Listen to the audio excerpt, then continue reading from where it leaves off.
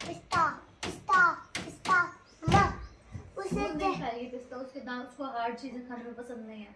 उसे क्या जेली पसंद है?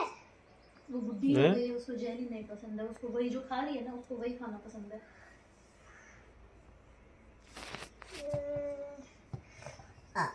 आपका मन करे तो ना आप ना गेट के पास बुला लो।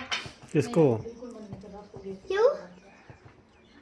खा पी के जाने दो यार अपने घर। मम्मा दिन भर थोड़ी यहीं बैठी रहेगी।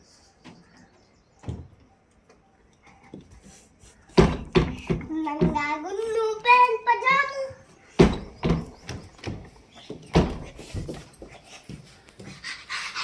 मीठी है,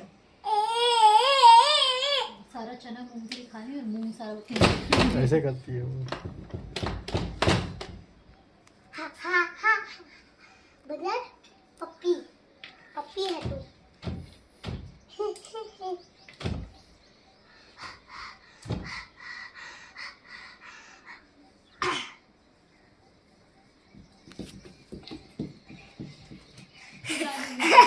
नंगा